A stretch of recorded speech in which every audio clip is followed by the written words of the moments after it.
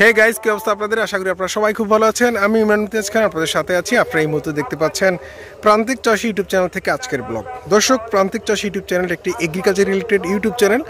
আপনারা চাইলে এই চ্যানেলটি সাবস্ক্রাইব করতে পারেন।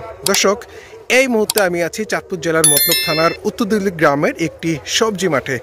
দর্শক, আমি আপনাদেরকে দেখাবো এই মাঠের মধ্যে কি কি ধরনের সবজি চাষ করা হয়, সেটা আজকে আপনাদেরকে দেখানোর চেষ্টা করবো। দর্শক, শীতকাল যেহেতু চলে আসছে, কৃষকরা বিভিন্ন ধরনের সবজি রোপণ করা শুরু করে দিয়েছে। কালো বেগুন ক্ষেতের ঠিক পাশেই রয়েছে আলু ক্ষেত।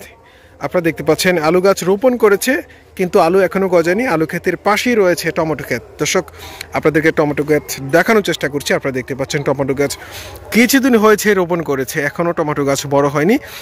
টমেটো গাছের জাহা দেওয়ার জন্য যে বাঁশগুলো গাড়া দরকার ছিল, সে বাঁশগুলো গেড়ে দিয়েছে। দর্শক, আমি আপনাদেরকে পুরোটা টমেটো ক্ষেত দেখানোর চেষ্টা করছি। আপনারা দেখতে পাচ্ছেন এই মুহূর্তে কত সুন্দরভাবে একেবারে পারফেক্ট লেন করে টমেটো গাছ রোপণ করেছে। দর্শক, আপনারা যদি এরকমভাবে টমেটো ক্ষেত করে থাকেন, তাহলে এখান থেকে আপনারা পরিপূর্ণ ফলন পাবেন। দর্শক, আমি সামনের দিকে যাওয়ার চেষ্টা করছি। সামনেই এই টমেটো ক্ষেতের কঞ্চিগুলো এখনও গাড়া হয়নি। দর্শক, আপনারা সামনে যাকে দেখতে পাচ্ছেন, উনি হচ্ছে সালাম প্রধান। উনি হচ্ছে এই মাঠের মধ্যে প্রতি বছর বিভিন্ন ধরনের সবজি চাষ করে থাকে। দর্শক, আমার সামনে আপনারা যে ক্ষেতটা দেখতে পাচ্ছেন, এটা হচ্ছে ফুলকপি বাঁধাকপি ক্ষেত।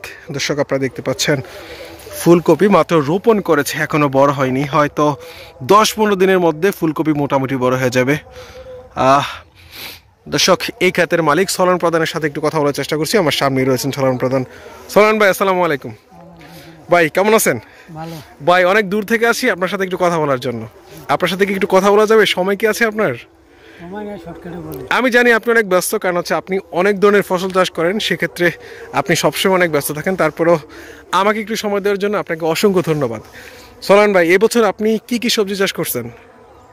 পাতাকপি, ফুলকপি, টমেটো, কালা বেগুন, খিরা খেতি।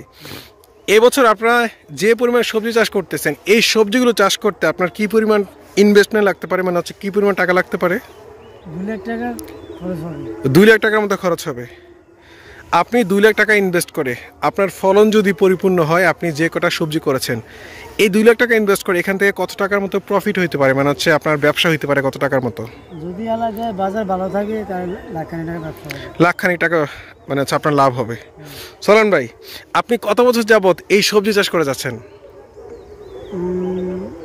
10 বছর। প্রায় 10 বছর। এই সবজি চাষ করতে যে আপনি কখনো কোনো বিপদে পড়েছেন, মানে হচ্ছে আপনি অনেক টাকা ইনভেস্ট করছেন, ইনভেস্ট করার পর হয়তো আপনার ইনভেস্ট অনুযায়ী আপনার ফলন এরকম হয় নাই, অথবা বিভিন্ন ধরনের নিম্নচাপ, বিভিন্ন ধরনের সমস্যা ফসলের মধ্যে হয়ে থাকে, সেক্ষেত্রে আপনার ফসল নষ্ট হয়ে যেতে পারে। ঝড় বৃষ্টি হওয়ার পরে আপনার ফসল নষ্ট হয়ে গেছে। আচ্ছা, ঝড় বৃষ্টি হওয়ার পর আপনার যে ফসলগুলো নষ্ট হয়েছে, এই নষ্ট হওয়ার পর আপনার সরকার থেকে আপনি কি কোনো সহযোগিতা পাইছেন? সরকার থেকে আপনি কোনো ধরনের সহযোগিতা পান নাই, না?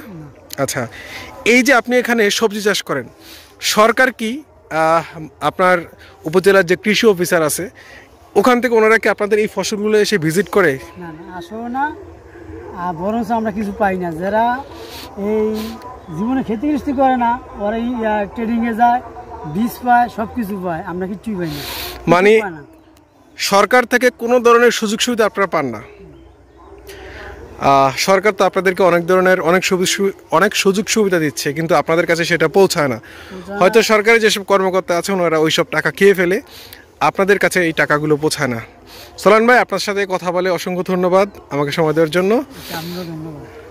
ঠিক আছে ভাই, ওকে, আসসালামু আলাইকুম। দর্শক, এই মুহূর্তে সলান প্রধানের সাথে কথা বলার চেষ্টা করলাম। সলান ভাইয়ের মুখ থেকে যেমনটা শুনলেন, সরকার থেকে ওনারা কোনো ধরনের সুযোগ সুবিধা পাচ্ছে না, কিন্তু সরকার প্রতিটা কৃষককে কিন্তু সকল ধরনের সুযোগ সুবিধা দিচ্ছে। তাহলে এই টাকাগুলো কোথায় যায়?